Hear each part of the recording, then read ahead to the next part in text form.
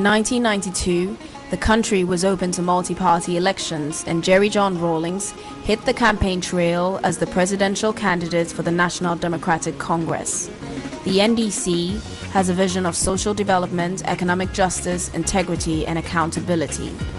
As he spoke on the podium, "This country is not going back. She's moving only forward." it was clear that JJ was still a man of the people. He continued to hold true to his beliefs that enabled him to rise up against the economic injustice of the 1970s. When we took over the reins of the economy, ladies and gentlemen, Apostle, places like that were dead.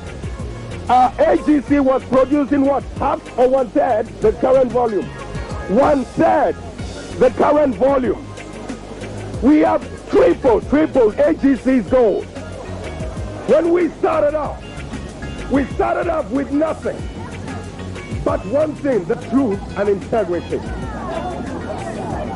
The truth and integrity.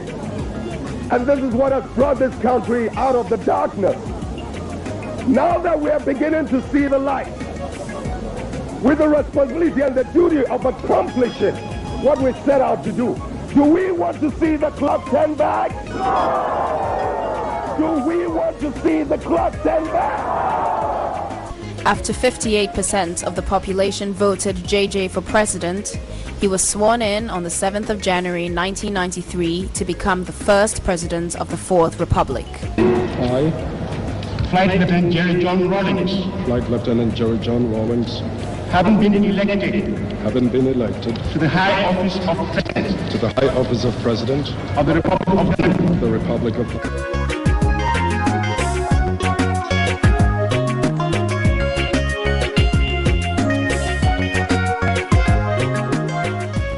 And in 1996, President Rawlings and running mate Professor Atta Mills were on the road campaigning for re-election, which they won. This victory is not a victory to sleep. It's not a victory for laziness, but it's a victory to work even harder.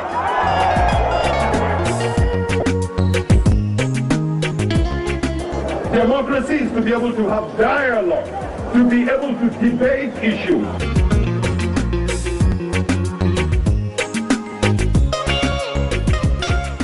Together with Cabinet, the President and Commander-in-Chief determined general policy of the government.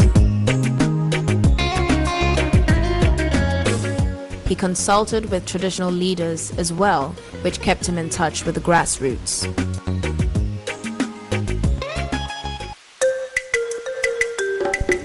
During Jerry John Rawlings' tenure in office, a mausoleum was built in honor of the late Osajifo Kwame Nkrumah.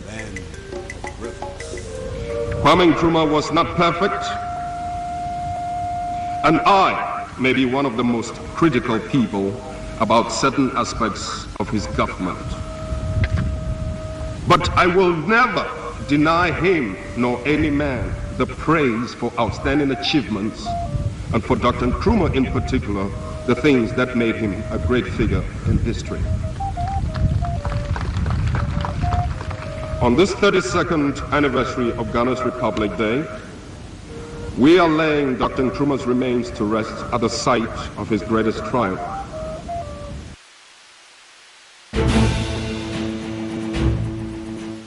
After 7 years of fighting in Liberia, stability was returned after Ghana contributed troops to a multinational force created to end the conflict.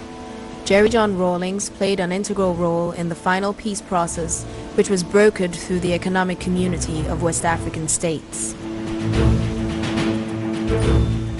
The instability of Liberia is affecting the stability of the sub-region. It's making it difficult to attract investment. It's making it difficult, to improve the image of Africa. So I'm suffering, not indirectly, directly, both through the contribution of my troops to bring about stability and through the fact that, look, it's creating a wrong perception of Africa. So we have a moral obligation to do what we can to bring about the necessary stability, because we're all being judged, all of us, despite the efforts we're making. We're all being judged just by, little things happening here and there. I mean, quite frankly, I just don't think it's fair and right that Liberia, that used to be, a former colony of America, should have degenerated into a carnage of that kind. No Western country lifted a hand to assist her. And yet she didn't actually need that much. But when it comes to the European theater, the whole of Europe, NATO, the US, everybody pumps in all the necessary resources. And yet we didn't need a fraction of that to assist us in Africa to deal with our own problem.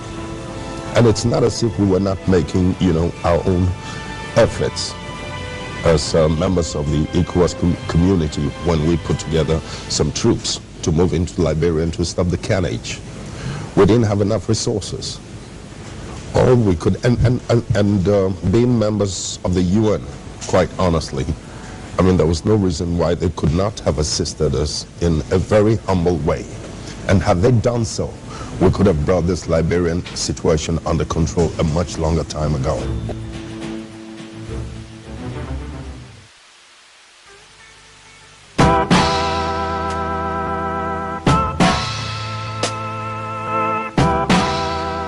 The hard work of the 1980s built a strong base for Rawlings to go to many countries to promote the good name of Ghana for viable foreign direct investment.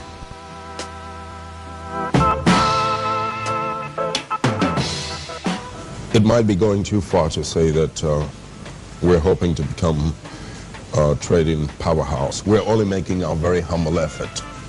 But the point is that precisely because of the political stability that we've enjoyed in this country, I mean, the world has virtually come to our assistance, led by the IMF and the World Bank, as well as some of the other Western communities, in order to help us lay the foundation for a developmental takeoff.